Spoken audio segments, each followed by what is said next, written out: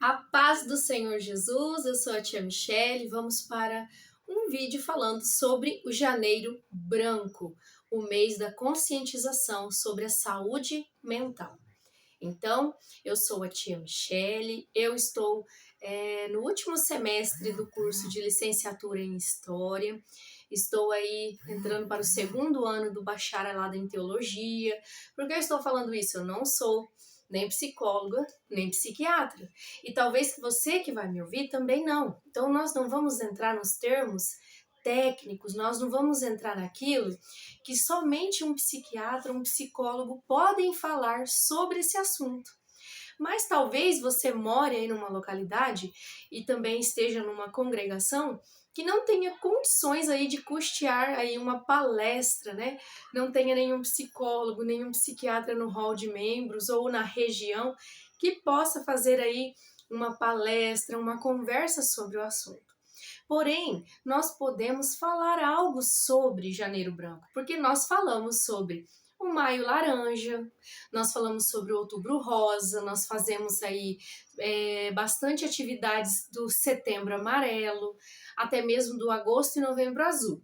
Então, principalmente no departamento infantil, porque aqui eu estou com a blusinha branca, para que a gente possa falar sobre o Janeiro Branco, mas vocês estão vendo que atrás de mim tem esses painéis, porque eu estou aí gravando uma capacitação online aí, mergulhando em águas profundas. Então, nós sempre estamos aí rodeados de coisas, principalmente do Ministério Infantil.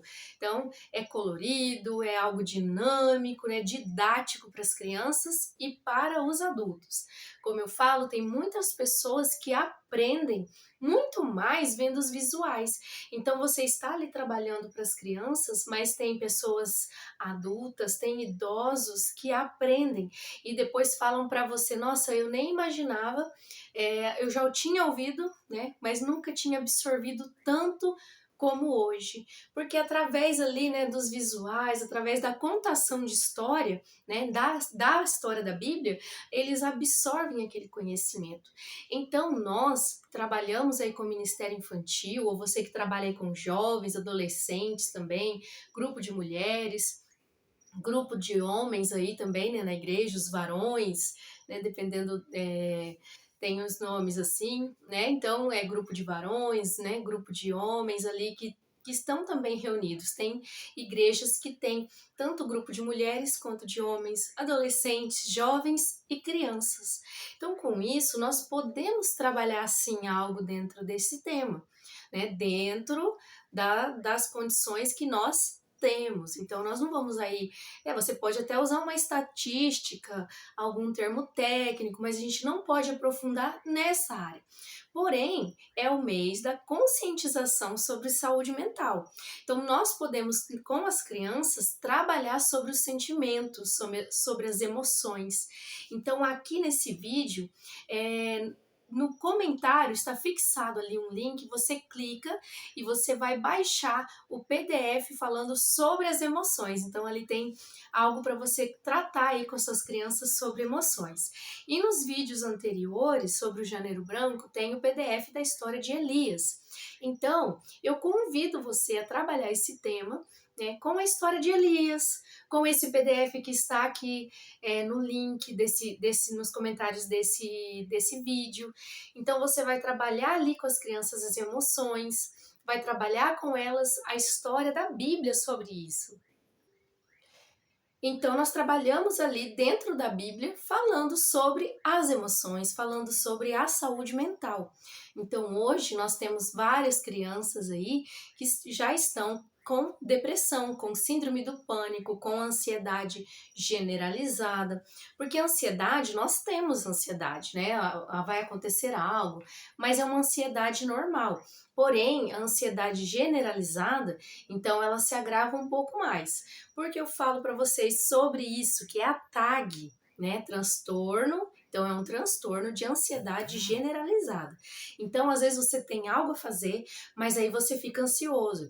Quem tem o TAG, e eu tenho TAG diagnosticado, né? O TAG, e na verdade diagnosticada há pouco tempo, né? Tem uns 5, 6 anos, mas eu tenho esse TAG, né? Essa TAG desde que eu era pequena, mas eu tenho 38 anos, então há 30 anos atrás não se falava sobre isso. Tanto que nós estamos aqui nos conscientizando sobre a saúde mental. Então, eu não fui tratando, não fui tratando, então aí acaba se piorando.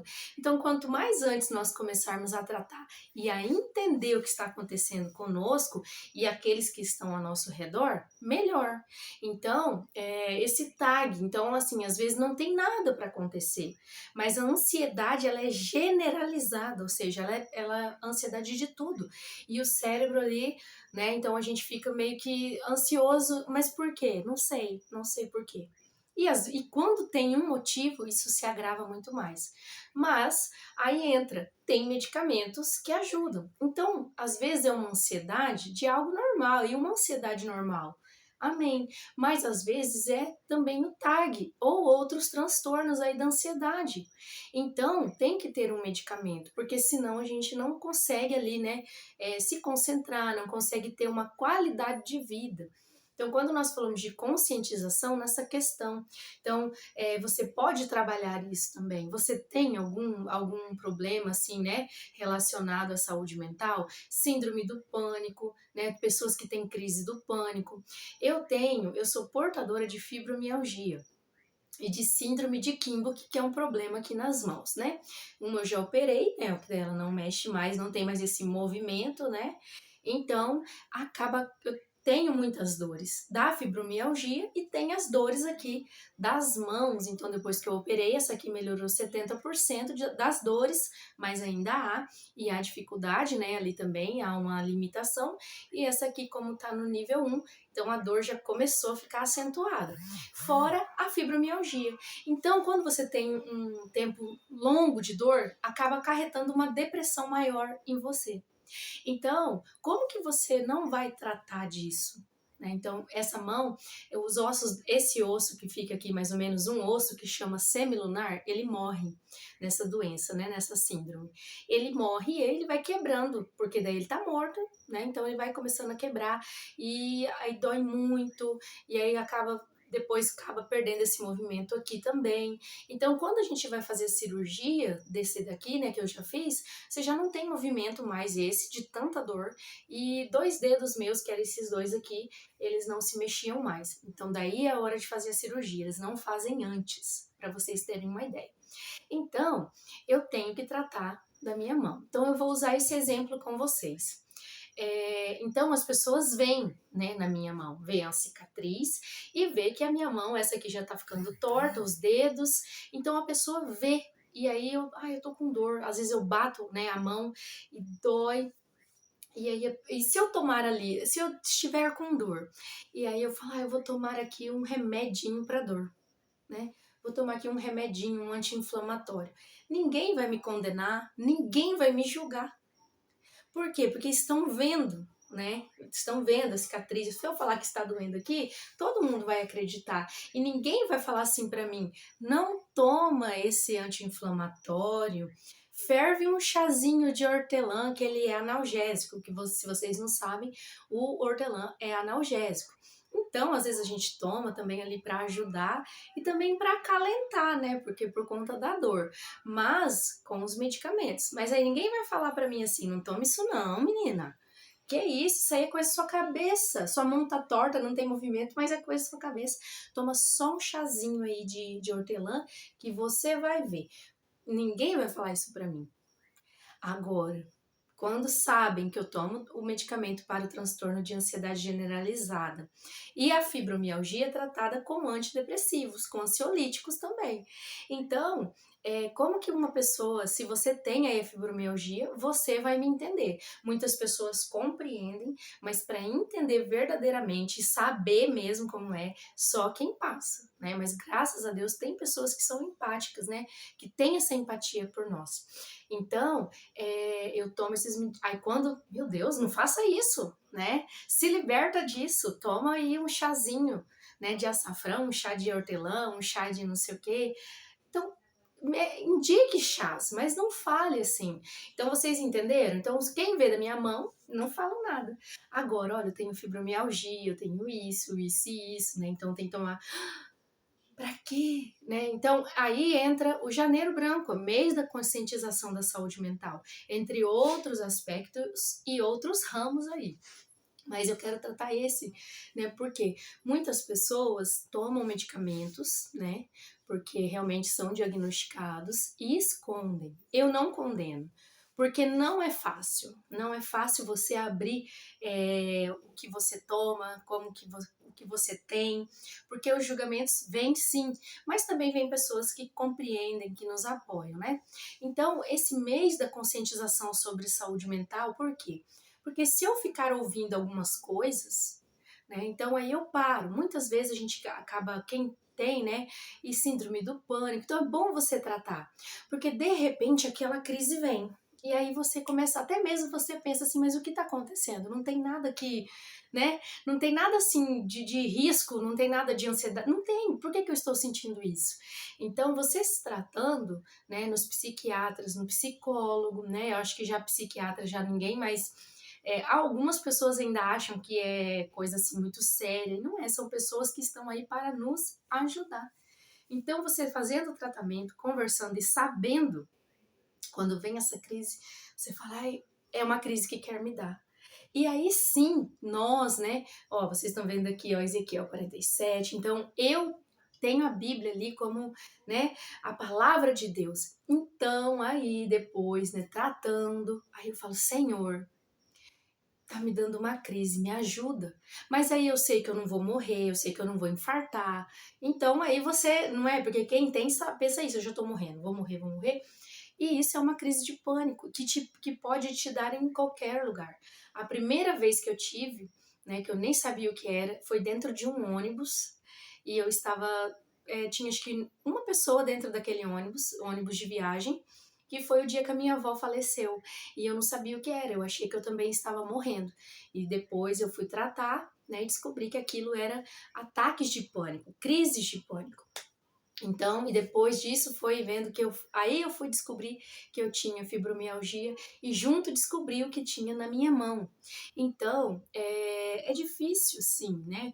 E muitas vezes a gente não abre, mas como eu estou falando aqui para vocês, né? Então as pessoas podem julgar, podem olhar, mas não, nós conseguimos fazer as coisas que Deus coloca na nossa mão com excelência, independente de qualquer diagnóstico. Né? Então, porque, não vou falar assim porque as pessoas vão olhar para mim. Quem olhar é porque não está atenta às informações que nós temos hoje. Então, há 30 anos atrás nós não tínhamos, mas hoje, e fazer aí algo no Janeiro Branco ajuda a falar sobre a saúde mental, ajuda a pessoa perceber que existem sim. Então, teve um tempo que eu fiquei muito triste e, sabe, aquilo ficou e eu falei, quer saber, eu não vou tomar mais remédio. Meu Deus, né? Então, quem tem fibromialgia sabe que uma das primeiras coisas que afetam no cérebro é a parte que a gente, de dormir, eu falo, né? Então, eu só tomava o de dormir, porque realmente você passa semanas sem dormir se você não tomar. E as pessoas, meu Deus, eu tomo um chá de camomila. E muitas vezes aqui já deu um curto-circuito aqui na parte, eu falo, na parte de dormir, e você não dorme, entendeu? Você pode tomar 3 litros, né, de suco, de chá e não vai dormir. Então eu parei de tomar os outros que eu tomava durante o dia, e aí me deu uma crise muito forte. Eu travei, eu não conseguia nem ficar deitada, nem sentada, nem nada. E foi gritando de dor. E nesse meio tempo de indo para o hospital, me deu febre de 39 graus, ponto 3, que eu lembro até hoje. E aquilo me tremia, aquela febre. Eu falei, realmente, não deve ser só crise de fibromialgia, não.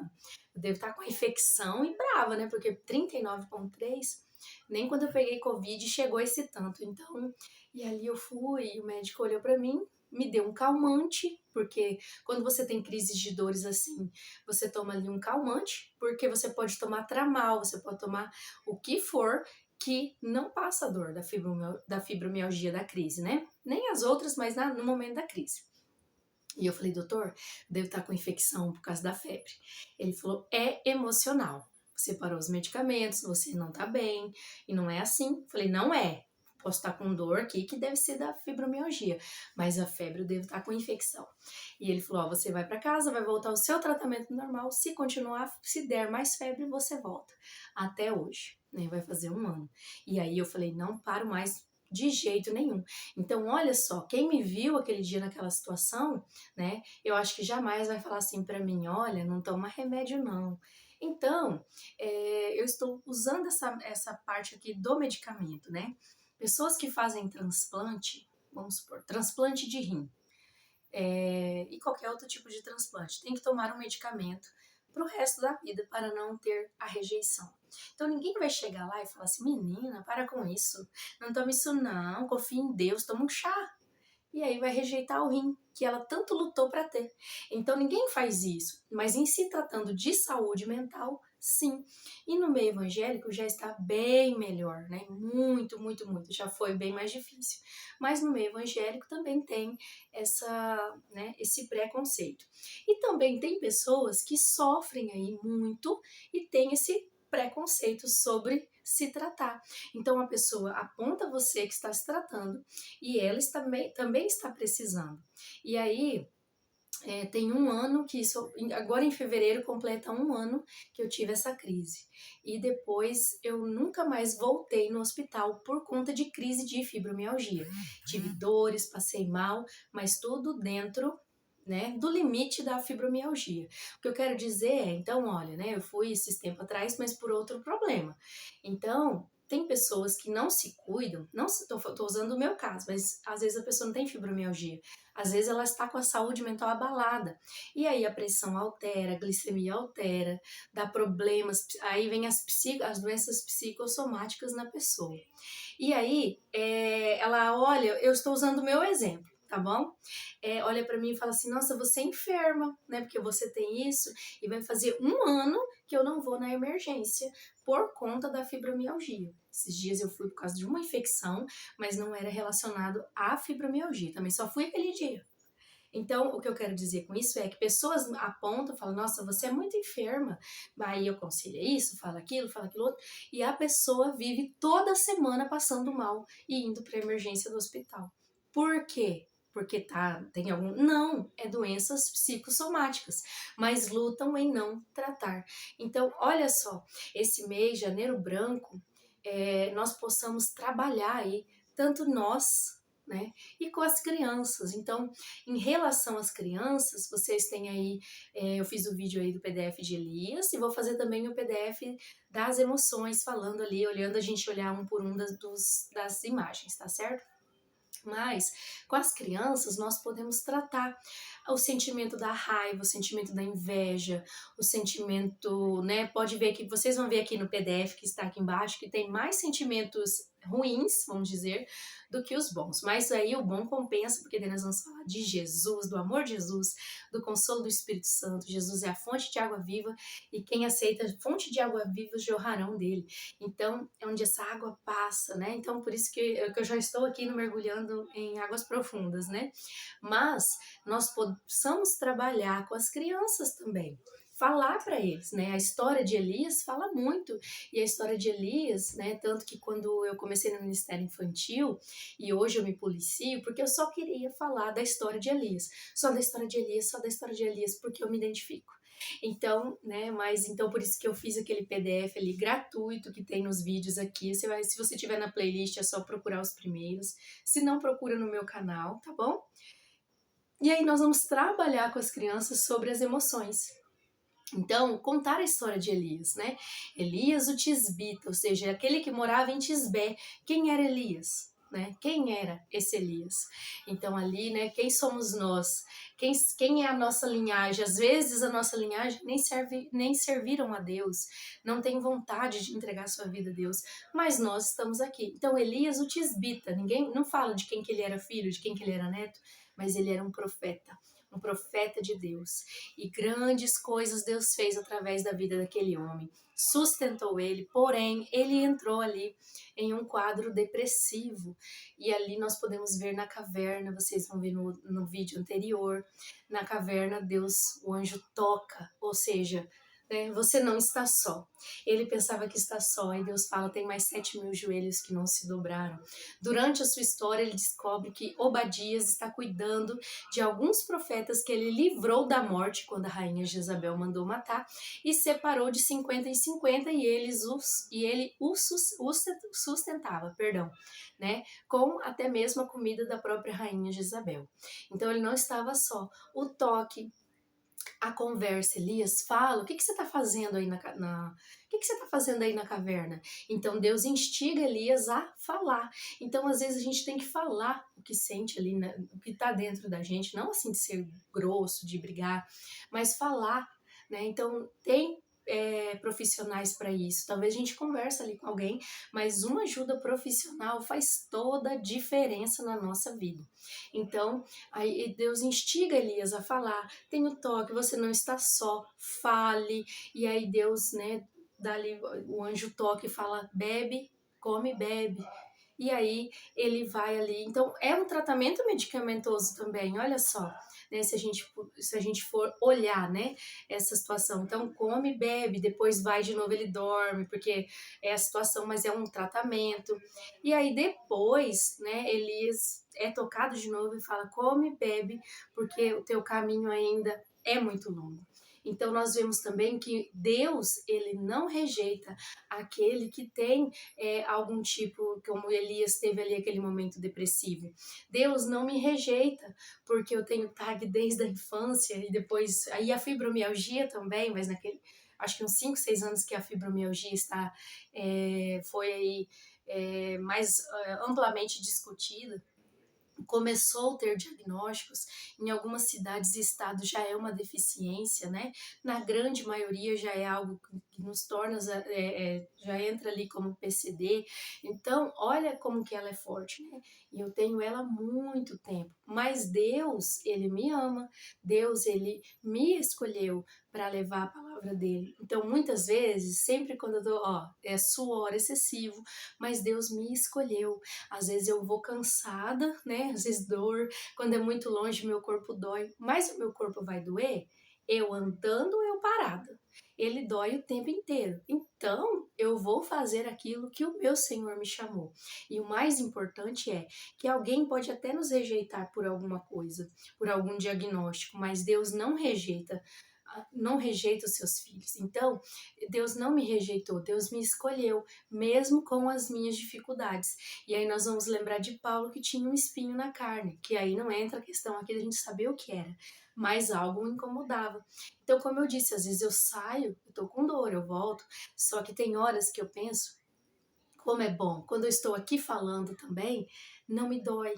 Quando eu estou ministrando a palavra do Senhor, e para algumas pessoas eu já disse, dá vontade de não parar, porque é um momento que o meu corpo não sente aquela dor, entende? Então é 40 minutos, é 50 minutos, é meia hora, é 10 minutos que eu estou falando ali, que eu estou contando aquela história, o meu corpo parece que esquece, né, daquela dor toda. E aí ela volta o suor, volta a fadiga, mas Deus não me rejeitou. Então Elias estava lá assim naquele quadro depressivo, teve uma crise de pânico, Deus tratou dele e falou, come, bebe, e agora a tua jornada é longa. Então o Senhor não nos rejeita. Então trabalhe as emoções em você, trabalhe com as crianças, e não só agora em janeiro, né? Tem aí esse material, você pode trabalhar aí durante todo o tempo, todo o ano, né? De vez em quando volta lá nas emoções, assim como também nós vamos ter aqui no canal daqui uns dias materiais para prevenção contra o abuso sexual infantil. Não vamos trabalhar só no Maio Laranja. No Maio Laranja a gente faz algo mais específico, mas não trabalhe só no Maio Laranja. Então, sobre a saúde mental, não trabalhe só no Janeiro Branco. Vá trabalhando as emoções com as crianças, trabalhe em você mesmo, né? E compreenda também que as pessoas às vezes querem te ajudar, né? Falando ali que você tem que largar tudo e tomar só um chá, né? Eu estou usando esse exemplo, mas quem tem, passa, né? E se você é a pessoa que não aceita e que fica, né? Não fale. Então, se o chá dá certo para você, se você toma ali uma xícara de chá e você dorme bem, Amém, agradeço a Deus. Mas tem pessoas que precisam de um medicamento e o Senhor deixou aí a ciência para nós. Então nós temos que ter essa conscientização. Então isso é estar consciente, conscientizar, né? Então conscientizar que tem pessoas que precisam, né? Tem pessoas que precisam de medicamentos, tem pessoas que precisam só da terapia, tem pessoas que precisam apenas de uma conversa e um chá, mas existem esses graus. Então, que nós possamos nos respeitar, respeitar as pessoas e respeitar a nós mesmos, o nosso limite. Então, muitas vezes, como eu falei, sou enferma, mas tem tanto tempo que eu não vou numa emergência.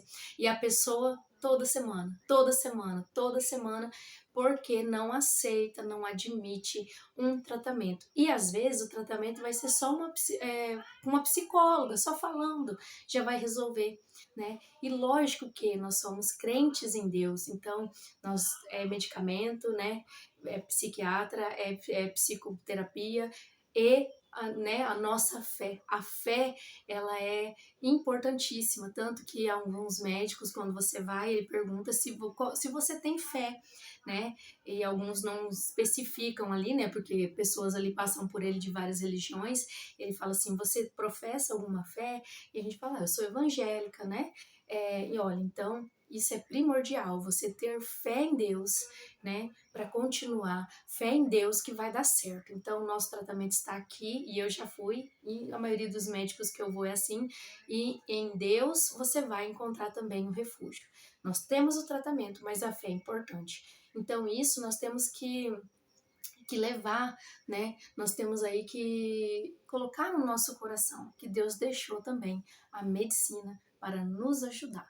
Então, que nós possamos nos conscientizar sobre o Janeiro Branco. Deus abençoe vocês. E aí depois, acho que depois eu posto aí o vídeo falando sobre o visual das emoções. E aí nós encerramos aí essa playlist que você pode usar não só agora, mas todos os meses do ano. E também compartilhe aí com seus amigos, com suas amigas, tá bom? Deus abençoe.